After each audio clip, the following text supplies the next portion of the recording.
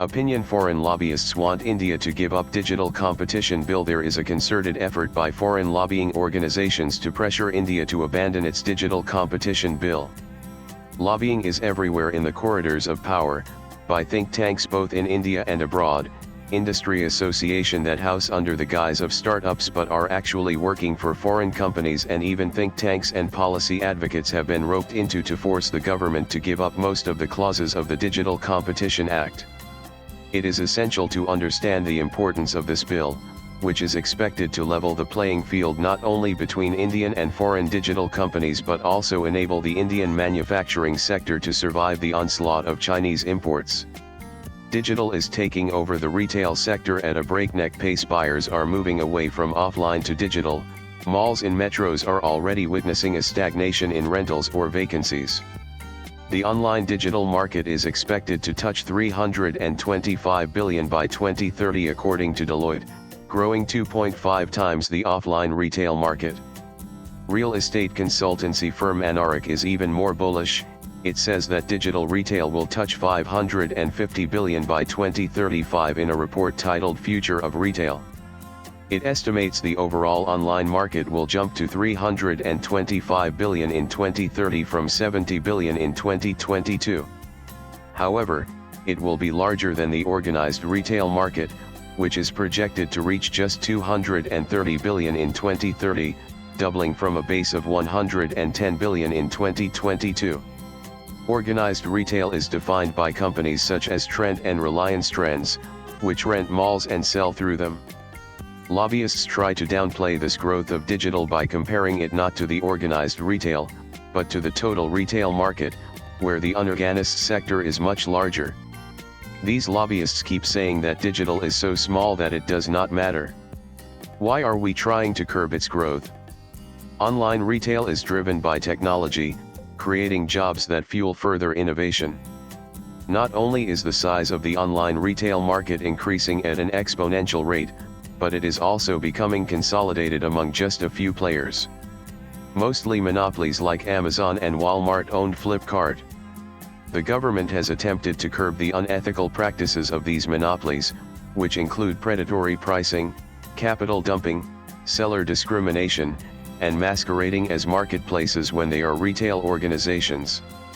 Unfortunately, existing laws under the Competition Commission of India have been inadequate in controlling such behaviors.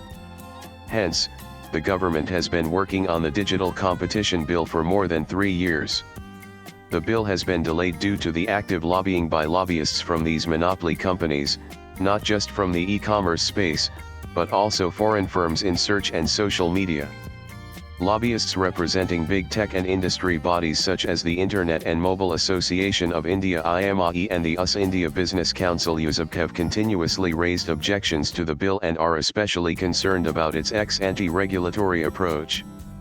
Their core argument is that India should avoid adopting an EU-style framework like the Digital Markets Act (DMA), and instead focus on strengthening its existing competition law through better enforcement. However, this opposition ignores India's interest as well as the fact that all these companies are following this very rule in the EU.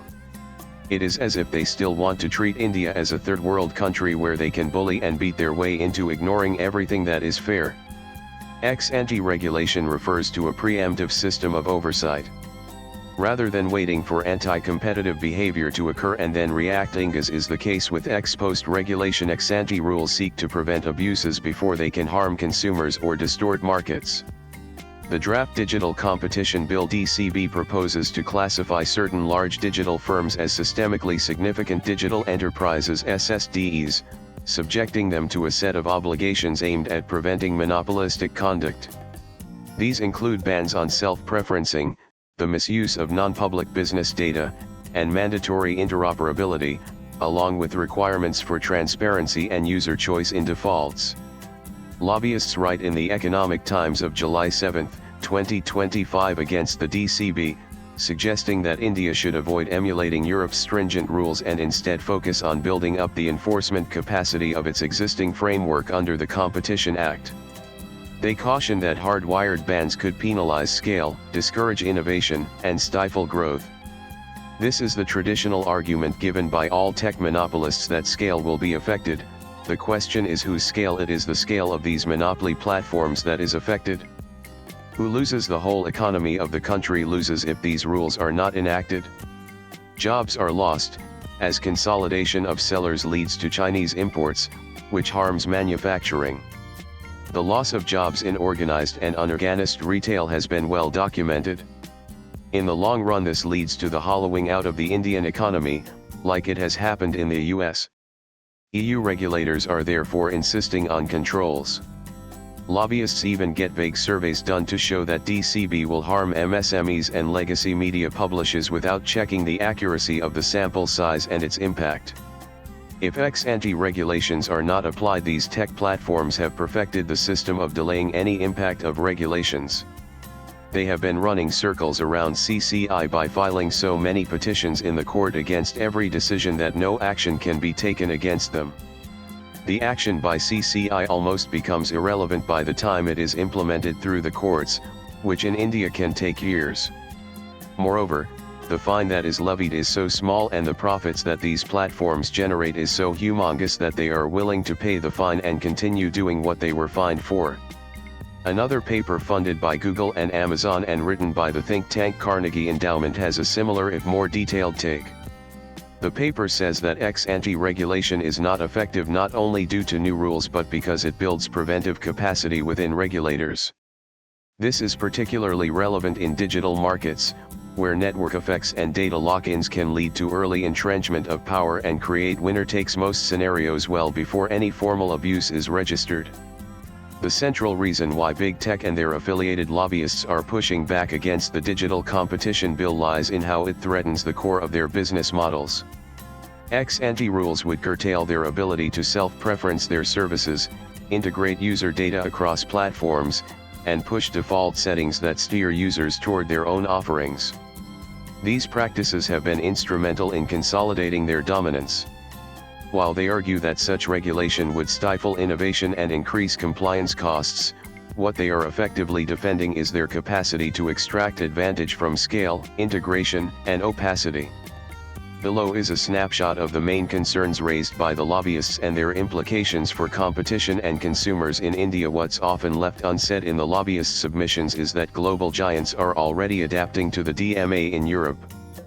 The opposition to India adopting a similar path has less to do with the principle of regulation and more with maintaining the asymmetry of power in markets like India, where regulatory institutions are weaker and startup ecosystems are still maturing. For Indian digital businesses, especially small and medium-sized enterprises, the current imbalance often manifests in opaque search rankings, exploitative commissions, and arbitrary changes to algorithmic visibility, all of which could be addressed through ex-ante mechanisms. Moreover, the claim that ex-ante rules will deter investment is not supported by global evidence.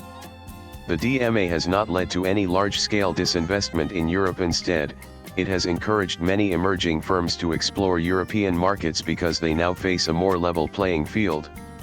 For India, a calibrated ex-ante approach could do the same: enhance competition, promote innovation from the bottom up, and ensure that market dominance does not translate into market abuse.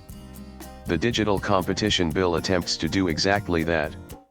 By identifying SSDEs based on both quantitative and qualitative thresholds, it aims to target those enterprises whose control over user data, platform infrastructure, and market access creates systemic dependencies. What the lobbyists are asking India to do is to delay such a move in favor of a slower, case-by-case model that has already proven inadequate in addressing fast-moving harms. Their appeals to protect innovation and investment are, in effect, appeals to maintain dominance and avoid disruption. India would do well to reject these pleas and proceed with a well-designed ex-ante framework, not as a copy of the EU model, but as a sovereign assertion of its right to define fair competition in its own digital economy. Swipe left for next video. India has the opportunity to shape the next decade of global digital regulation not as a passive recipient of Western frameworks but as a proactive leader crafting rules that protect its innovators, empower its consumers, and secure its economic sovereignty. The Digital Competition Bill, with its ex-ante core, is a step in precisely that direction. Kayutish Rajabhat is a public policy researcher and works at the Gurugram-based think tank Center for Innovation in Public Policy CIPP. Views expressed in the above piece are personal and solely those of the author. They do not necessarily reflect News 18's views. Latest blogs.